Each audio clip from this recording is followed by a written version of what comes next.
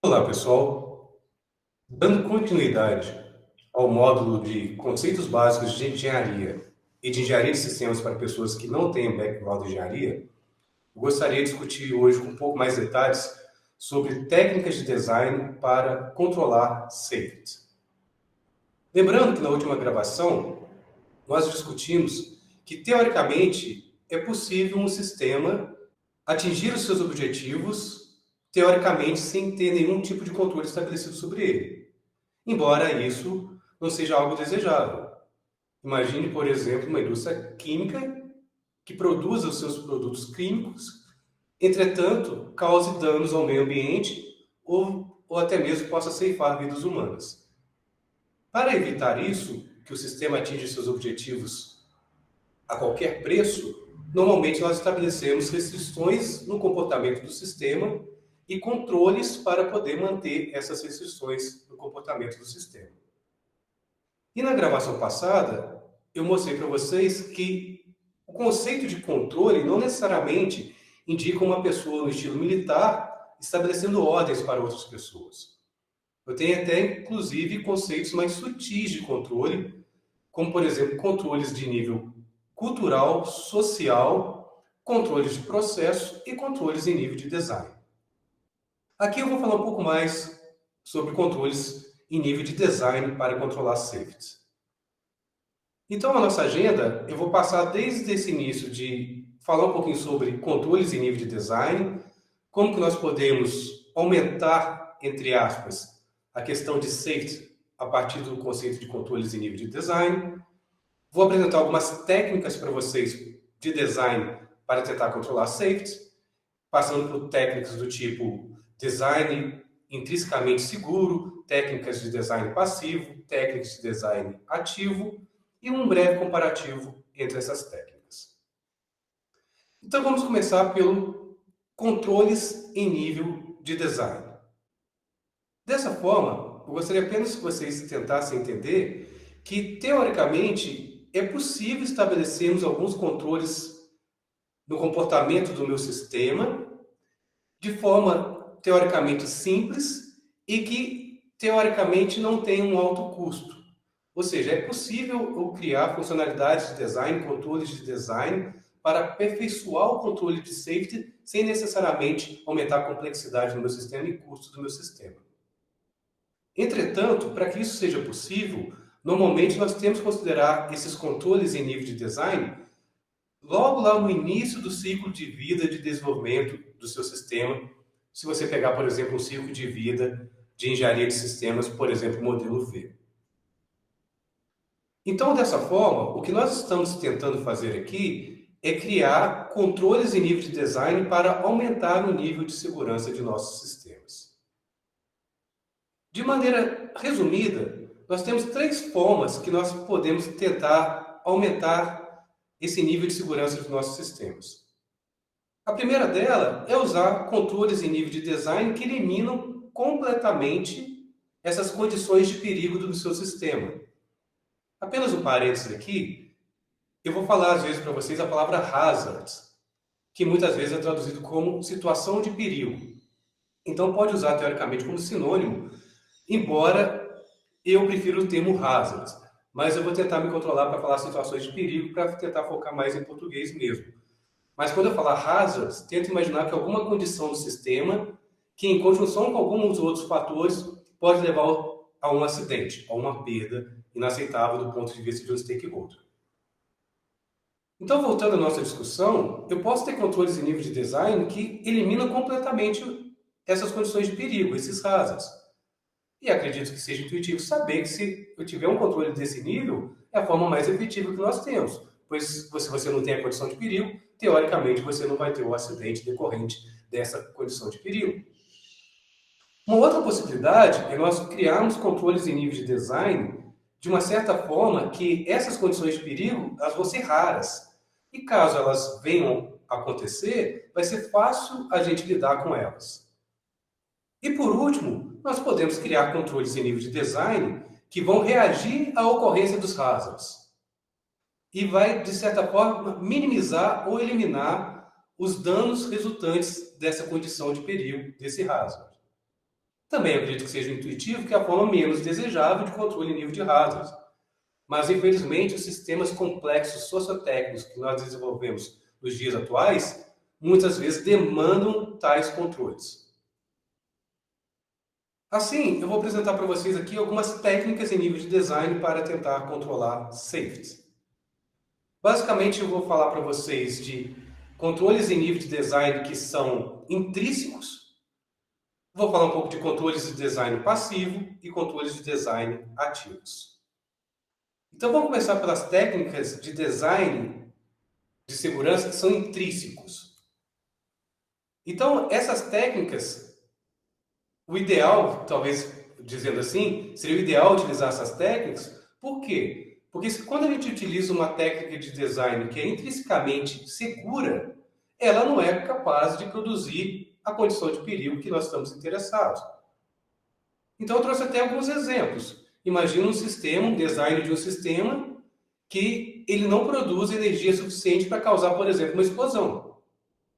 Se você quer evitar uma explosão, mas se a quantidade de energia que é liberada no seu sistema não é capaz de causar uma explosão, você tem uma técnica de design intrínseca que vai manter o seu sistema no estado seguro. Um outro exemplo, imagine que uma indústria química produza substâncias tóxicas. Se existir alternativas no mercado de produzir as mesmas substâncias sem usar substâncias tóxicas, produzindo os mesmos produtos, os mesmos serviços, sem usar para isso como meio substâncias tóxicas, eu não vou ter hazards. Dessa forma eu vou evitar os acidentes. Se você tem alguma forma possível e potencial de perder informação que está sendo trafegado por uma rede de comunicação, e aquela informação é sensível, você não quer que ela seja revelada, talvez você não faça comunicação em rede, você faça uma comunicação face a face, caso isso seja possível. Ou, em outras palavras, quando você tem uma técnica de design de segurança intrínseca, em que o seu sistema intrinsecamente fica seguro, seria a melhor opção, pois assim, teoricamente, nós não teríamos os hazards, as condições de perigo, que em conjunção com diversos outros fatores poderiam levar o seu sistema para um estado de alto risco e ocasionar acidentes. Além das técnicas intrínsecas de controle de design, nós temos também as técnicas chamadas técnicas passivas.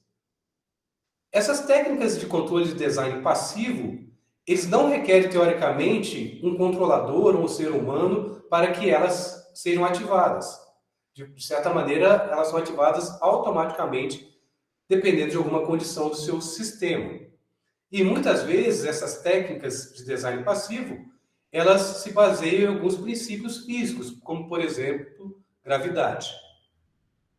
Aí eu trouxe aqui, por exemplo, para vocês terem noção de algumas possibilidades de técnicas de design passivo. Eu trouxe aqui, por exemplo, um tapete que é sensível à pressão. Basicamente, qual é a ideia? Imagina que eu tenho um chão de fábrica, eu tenho um robô, um maquinário muito complexo em operação que é perigoso para o ser humano.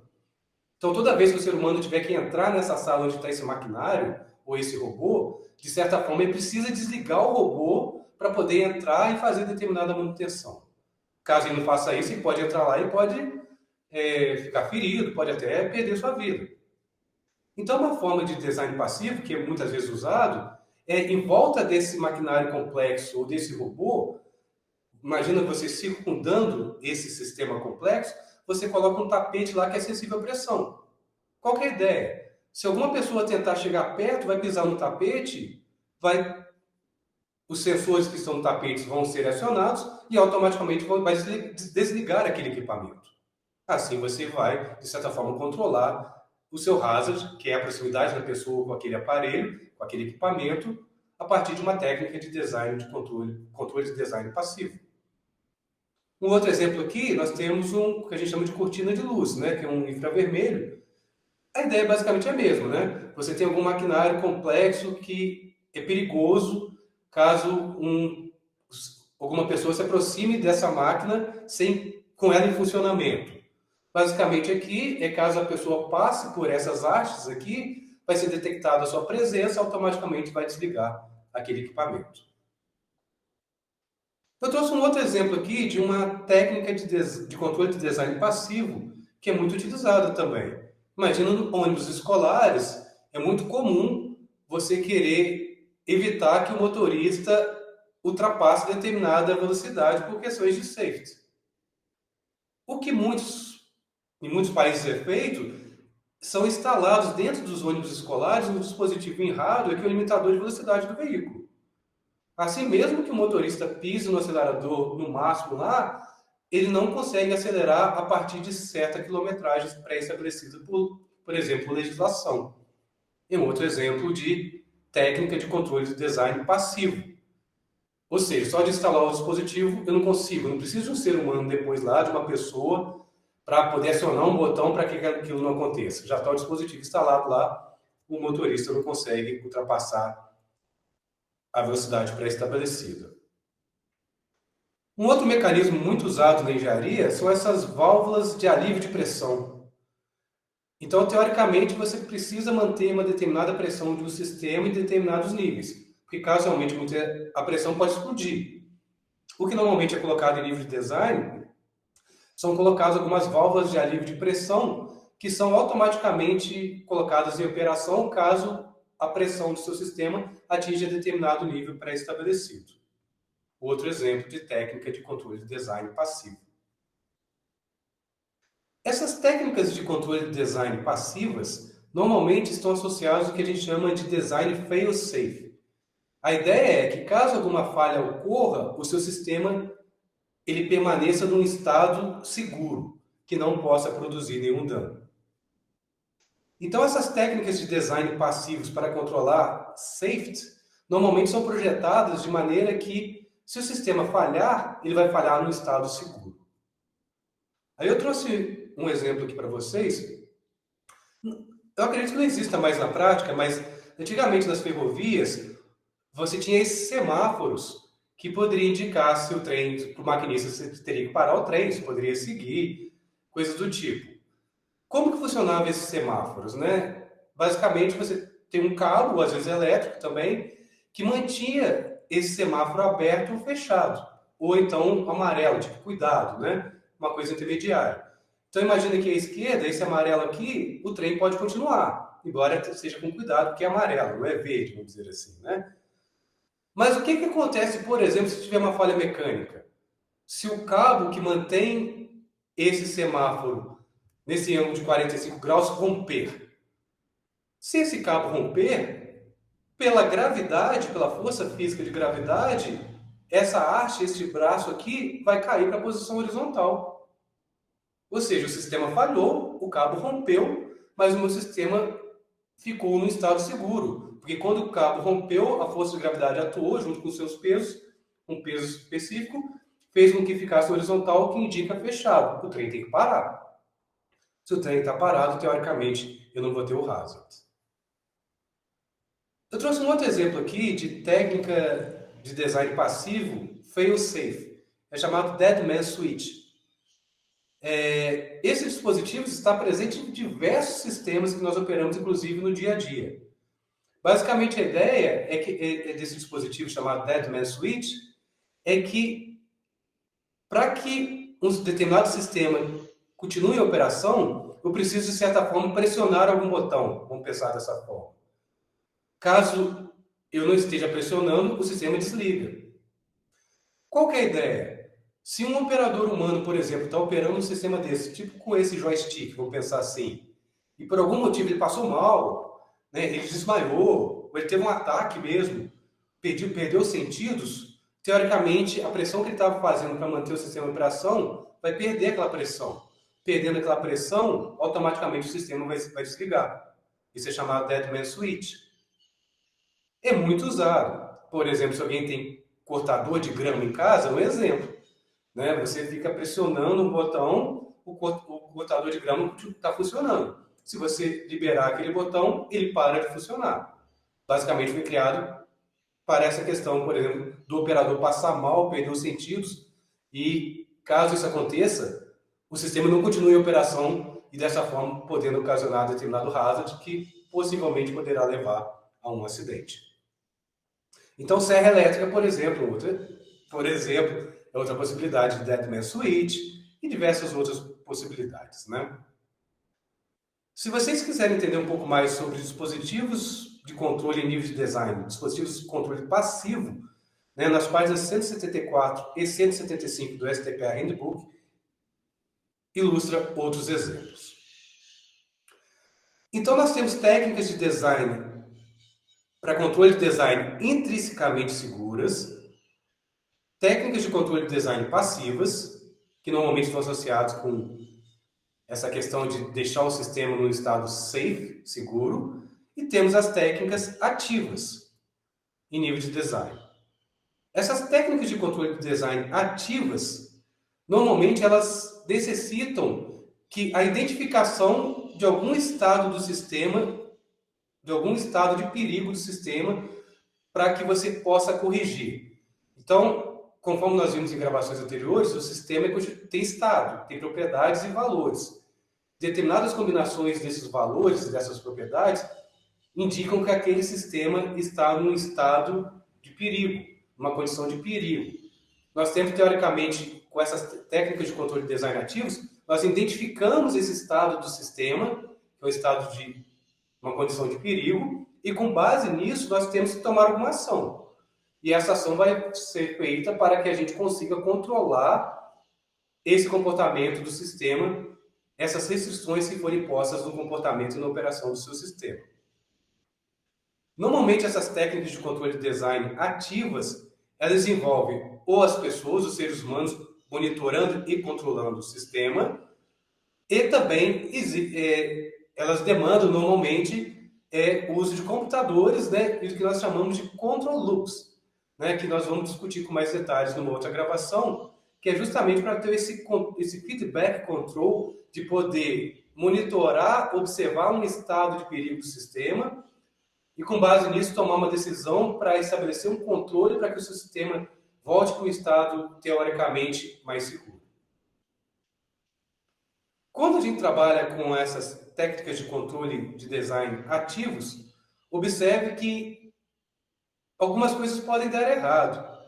E essas coisas que podem dar errado, que teoricamente motivam nós tomarmos alguma providência, algum comando, algum controle para que a gente possa trazer o sistema de novo para um estado aceitável.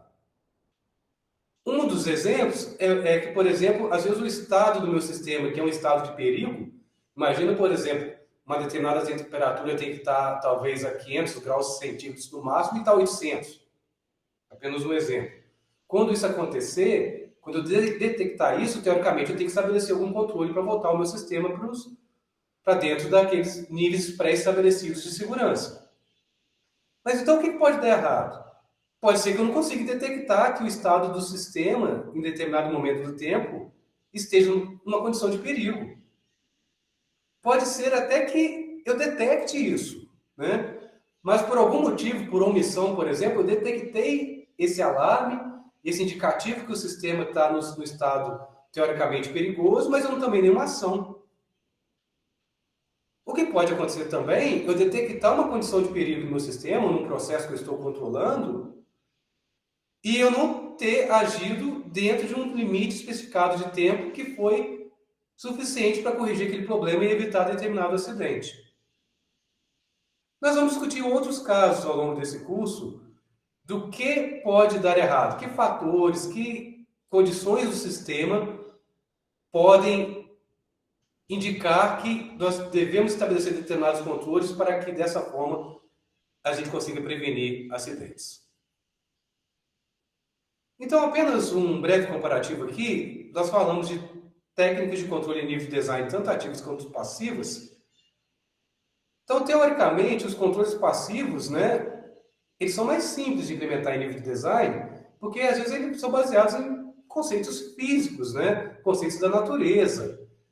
E, teoricamente, não depende muito da detecção. Eu ficar observando um processo controlado lá para poder, com base naquilo, tomar uma decisão. Se algo falha, teoricamente, ele já entra em ação. Imagina aquela válvula de escape lá, de alívio de pressão, já entra em ação e o sistema volta para um estado seguro.